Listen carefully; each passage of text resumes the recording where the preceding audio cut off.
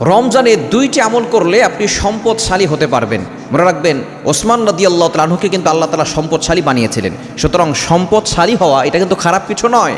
সম্পদ থাকলে আপনি আল্লাহর জন্য খরচ করতে পারবেন, আপনি অসহায় মানুষের পাশে দাঁড়াতে পারবেন। সুতরাং সম্পদ থাকা এটা খারাপ কিছু নয়। তবে সম্পদ দিয়ে অন্যায় কাজ করা, সম্পদ দিয়ে খারাপ কাজ করা, এগুলোর দ্বারা মানুষ জাহান্নামে যাবে। তবে যদি কেউ ভালো কাজ করে, এই সম্পদের দ্বারা সে জান্নাত পর্যন্ত চলে যাবে। এজন্য সম্পদশালী হওয়ার জন্য রমজানে আপনি দুইটি আমল করবেন। নাম্বার 1, এক নাম্বার হচ্ছে দান করবেন। যতটুকু পারেন আপনার রমজানে দান করবেন। রমজানে 1 টাকা দান করলে 70 গুণ বেশি সওয়াব। এবং এই দান ইফতারের সময় বেশি করার চেষ্টা করবেন। ইফতারের সময় ইফতার করাবেন মানুষকে, যত বেশি পারেন ইফতার করাবেন। অনেকে মনে করে দান করলে মনে হয় কমে যায়। আমি আপনাকে বলে দিয়ে যাই, যদি আপনি দান করেন দেখবেন আপনার সম্পদে আল্লাহ তাআলা এমন বরকত দিবে আপনি কল্পনা করতে পারবেন না। আল্লাহ তাআলা নিজে বলে দিয়েছেন, ইয়ামহাকুল্লাহু রিবা ওয়া ইউরবিস সাদাকাত, সুদে সম্পদ কমে আর দানে সম্পদ বাড়ে। এজন্য আপনি যত বেশি পারেন দান করার চেষ্টা করবেন।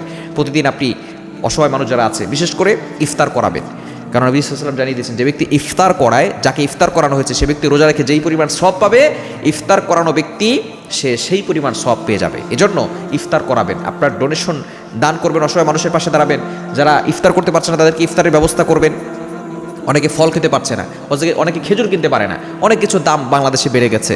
এজন্য আপনি এগুলো কিনে যদি আপনি অসহায় মানুষকে দিতে পারেন, তারা এই ইফতার করে যেই পরিমাণ রোজা রেখে সওয়াব পাবে সেই পরিমাণ সওয়াব আল্লাহ তাআলা আপনার আমলনামায় দিয়ে দিবেন। এজন্য রমজানে যত বেশি দান করবেন, এই দান হচ্ছে এমন একটা জিনিস, এমন একটা ইবাদত, ইবাদতের মাধ্যমে আল্লাহ তাআলা আপনার বিপদ দূর করবেন। আস-সাদাকাতু তাদুরুল বালা, donation protect from all accident.